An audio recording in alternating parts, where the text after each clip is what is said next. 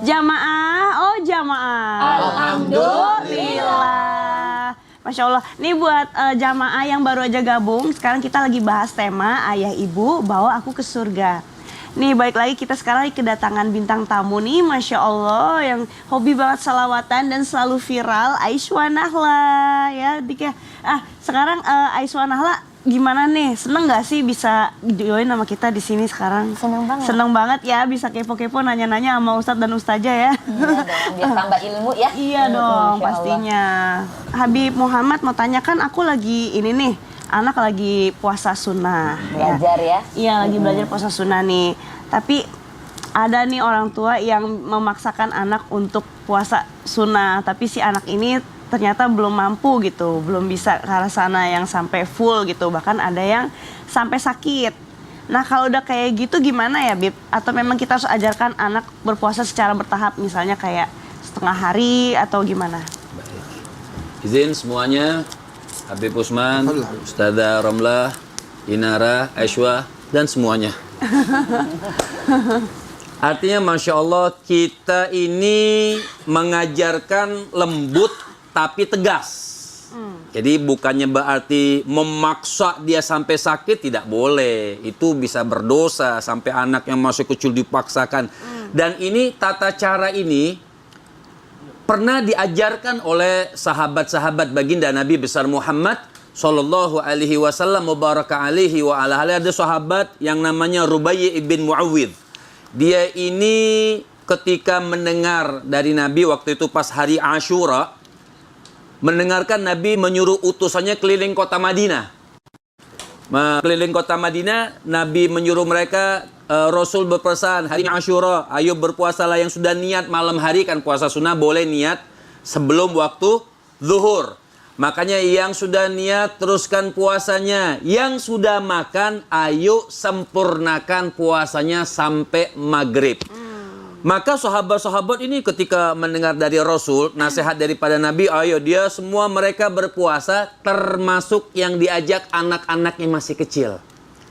Anak-anak ini diajarkan oleh sahabat-sahabat dari masih kecil untuk berpuasa. Nah, bagaimana cara mengajarkan mereka puasa? Dengan lemah lembut, diajarkan, ditanamkan nilainya, pahalanya dari Allah Subhanahu wa taala. Waktu itu anak sudah merasa lapar, kan lapar namanya anak-anak. Iya. Ada juga nangisnya. Iya, betul. Tapi bukan, oh jangan. Pokoknya kalau nggak puasa nanti dipukul misalnya. Itu yang tidak boleh. Apa yang mereka berikan untuk melipurkan hati yang sedih anak tersebut? Mereka bikinkan mainan. Caranya mereka ajak main supaya itu anak lupa dengan makanan. Dirayu. Dirayu, jadi diajak main, dibelikan mainan. Jadi itu boleh. Misalnya cara merayu kalau zaman sekarang mungkin ayo. Misalnya kalau bisa sampai full dibelikan mainan misalnya. Atau dikasih uang. Boleh nggak? Boleh. Allah saja, Allah, misal contoh, pahala dari Allah Subhanahu wa taala, yang bangun masjid akan diberikan pahala dibangunkan rumah oleh Allah Subhanahu wa taala. Itu ada iming-iming dari Jalla Jalaluhu wa ta'ala azamatuh. Dan juga boleh kita buat anak-anak kita supaya dia mau penyemangat ya. Ustazah. Artinya penyemangat supaya itu anak mau untuk memulai ibadah dari kecil untuk berpuasa. Kalau dia belum bisa full, nggak apa-apa. Udah setengah hari kasih makan, nggak apa-apa, kasih minum. Tapi syaratkan nanti habis makan, habis minum, sambung lagi ya, sampai maghrib gitu. Boleh dikatakan puasa apa namanya itu? Puasa beduk. Puasa beduk, tiap beduk buka. Iya, puasa beduk lah, setiap beduk buka. Bisa juga, bisa zuhur, beduk, buka. Kemudian pas asar, nggak kuat lagi, beduk, buka, gitu kan. Pas maghrib, beduk, buka. Buat pelajaran pertama, nanti besok ningkat lagi, besok ningkat lagi. Jangan kadang-kadang nyuruh anaknya puasa, bapaknya minum. Terima kasih banyak penjelasannya, Habib. Sama-sama. Iya sih, ya juga sih kita nggak boleh maksa loh, Bun, ya kan.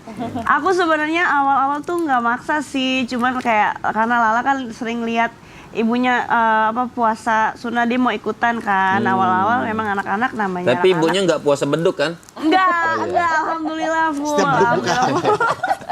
Enggak, ibunya setiap beduk sholat, bukannya puasa. Setiap beduk sholat, bukannya buka puasa. Nah, satu lagi sebenarnya, misalnya kan kadang-kadang maaf nih, mungkin menambahkan bisa dipakai Artinya kadang-kadang kan seorang ibu tuh ya datang bulan. Nah, Iya. kalau bisa jangan makan Di depan depan anak. anak Oh, yang lagi gitu puasa. caranya.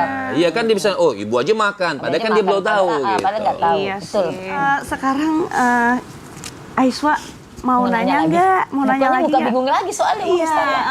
aku udah nanda ini dari tadi nih. Kira-kira mau nanya apa? Ayo silakan tanya ke Habib. Habib. Habib Usman. Ke Habib Usman. Habib siapa? Oh, Habib Usman. Boleh. Ke Habib Usman. Habib, kan katanya ada amalan yang bisa membawa kita ke surga. Abi dan Umi sering ajarkan Aiswa silaturahmi. Ada nggak sih batasan dalam silaturahmi? Ya akhir. Afwan Habib Siap, Muhammad, Masya Allah. Aiswa, Inara, Ustazah, Romlah. Bismillahirrahmanirrahim. Allahumma salli ala Sayyidina Muhammad wa ala ali Sayyidina Muhammad. Silaturahmi ini memanjangkan umur, menittegau. Siapa orang yang bertakwa kepada Allah, wasala rahimah, dia sambungkan silaturahminya, maka akan mendapatkan satu keberkahan dari Allah Subhanahu wa taala, panjang umur, dikasih rizkinya banyak sama Allah. Dan bahkan silaturahmi ini bisa menjalankan kita dalam jalan surganya Allah Subhanahu wa taala. Silaturahmi ada batasannya gak? Emang diajak silaturahmi kemana aja sama orang tuanya? Ke kakek, Ke saudara Ke nenek. ya. Saudara. ke om, rumah sepupu. oh sepupu, om, Ya, pernah. tante. Ya, Nah ini adalah bentuk saudara. Ke teman-teman ayahnya datang nggak? nggak pernah. Nggak pernah. Nah, salah satu bentuk daripada silaturahmi ini adalah bermain atau bersama sama orang tuanya, bertemu dengan teman-teman ayahnya atau teman-teman ibunya, itu silaturahmi juga. Nyambung silaturahmi. Lingkungan tetangganya yang kanan, yang kiri, itu silaturahmi. Ada juga silaturahmi sama saudara yang jauh. Tadi itu ketemu sepupunya, berarti kan anak dari pamannya ataupun bibinya. Apakah boleh bermain sepupu ke sepupunya? Ada batasan. Sepupu itu bukan mahram. Iya. Ingat, sepupu itu bukan mahram, ada batasannya. Kalau misalkan ada suaminya di rumah, ternyata sepupunya ini adalah laki-laki, maka harus ada aturannya. Nggak boleh dia datang sembarangan, sekonyong-konyongnya datang, main masuk ke dalam rumah, itu nggak boleh. Ada batasan mahram yang dimana dia bisa datang ke rumah yang langsung masuk, mana yang tidak langsung masuk. Yang namanya tamu ada aturannya. Sekali lagi. Yang kedua, silaturahmi ini bukan hanya memanjangkan umur. Silaturahmi ini ada keberkahan di dalamnya. Dan bahkan siapa orang yang bertakwa kepada Allah, berarti kalimatnya adalah orang yang bertakwa kepada Allah, yang mendekatkan diri kepada Allah Subhanahu wa taala, adalah mereka yang mengikuti aturan Allah, yang takut kepada Allah, yang mengikuti aturan Allah. Dengan silaturahmi menjadikan tulil umri, panjang umur. Silaturahmi ini bisa memanjangkan umur. Salah satu yang bisa merubah takdirnya Allah Subhanahu wa taala. Takdir dirubah dengan apa? Doa dan apa? Dengan sedekah, dan dengan apa lagi yang ketiga? Dengan silaturahmi. Doa, sedekah, silaturahmi. Doa, sedekah, silaturahmi. Dengan silaturahmi ini bisa merubah takdirnya Allah yang sudah tertulis dalam Lauhil Mahfuz. Masya Dan bahkan kita sebagai hambanya Allah Subhanahu wa taala yang berharap mungkin jodoh kita, mungkin rizki kita, mungkin umur kita, besok umurnya kira-kira ditetapkannya berapa lama ya? Ya Kita kan nggak ada yang tahu. Semua kan ditentukan sama Allah Subhanahu wa taala. Ada salah satu sahabatnya ini adalah berteman dengan seorang siapa? Seorang malaikat Israel. Siapa salah satu orang ini? Seorang nabi. Mohon maaf, seorang nabi yang bersahabat dengan malaikat Israel. Nabi ini itu melihat seseorang yang dimana temannya ini sedang bermain bersama dia. Maka malaikat Israel datang ketika dia bermain, kamu lebih lama bermain dengan dia. Kenapa lebih lama bermain dengan dia? Karena dia umurnya nggak akan panjang. Mungkin kira-kira setahun depan kamu nggak akan ketemu lagi dengan dia. Ya. Kurang lebih tahun depan, ya kan? 2 tahun lagi dia atau 3 tahun lagi dia kembali lagi dan dia masih panjang umur. Dia masih sehat walafiat. Ditanya kenapa kamu bisa panjang umur? Saya ini kalau setiap hari itu bawa kayu. Jadi kayu itu kayu bakar, ada 2 pikul, 1 pikul itu saya suka kasih sedekah. Dan saya suka datang ke tempat saudara saya, keluarga saya untuk memberikan daripada sedekah ini. Bukan hanya ke fukara. Akhirnya dipanjangkan umurnya oleh Allah Subhanahu wa taala. Nah, oleh karena itu, hikmah yang bisa diambil adalah apa? Sedekah bisa panjangkan umur, silaturahmi bisa memanjangkan umur, dan doa yang dikatakan bahwasanya, ya Allah saya berdoa meminta kepada Allah, ad-du'a silahul mu'min. Itu adalah senjatanya orang yang beriman, adalah mereka yang berharap akan dipanjangkan umur sama Allah untuk bertakwa. Sekarang kita masuk ke segmen Tanya Dong Ustadz. Kami semua tanya dong Ustadz. Nih Ustadz, ada pertanyaan nih dari sosial media @intansibianti. Assalamualaikum Ustadz Ustazah.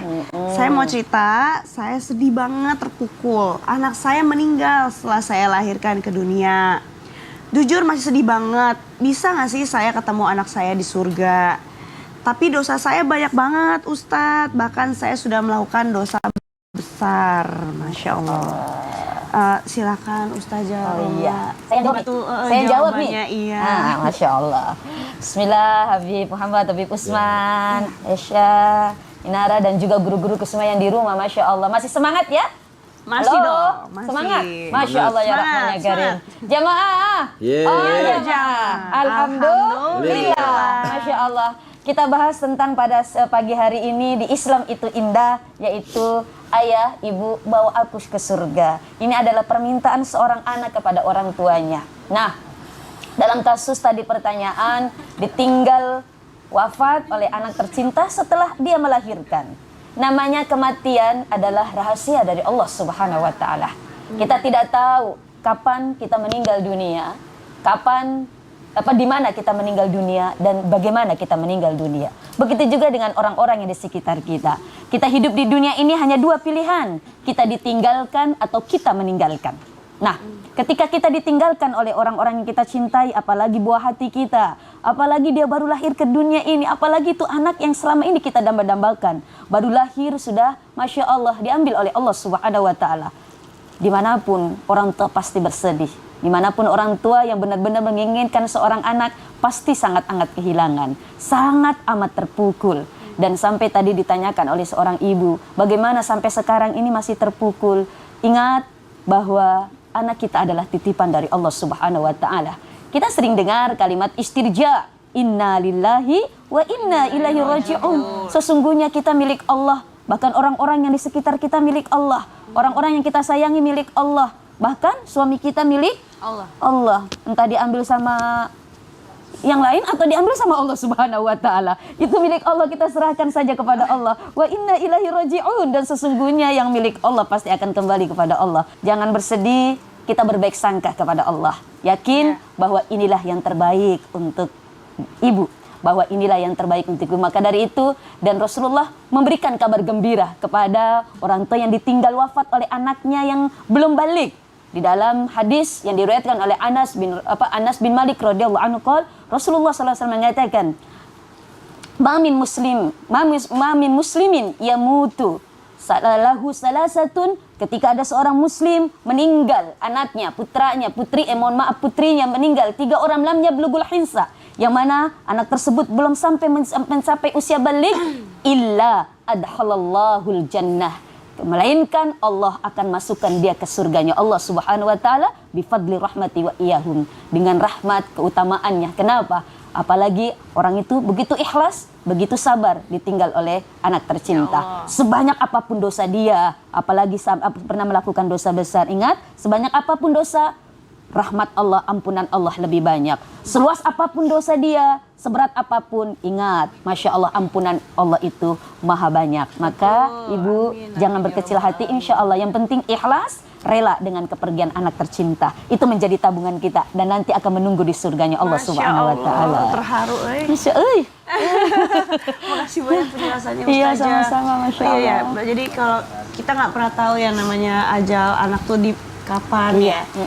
Ya anak kan lagi-lagi bukan milik kita ya, milik Allah. Jadi sewaktu-waktu Hanya titipan. Ya Allah, amin amin. Suami juga titipan ya.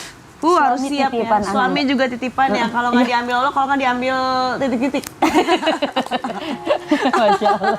Aduh, ya Allah, ya Robi ya. Makasih banyak Ustazah penjelasannya. Jamaah, masih banyak banget ini pertanyaan-pertanyaan dari sosial media, Masya Allah.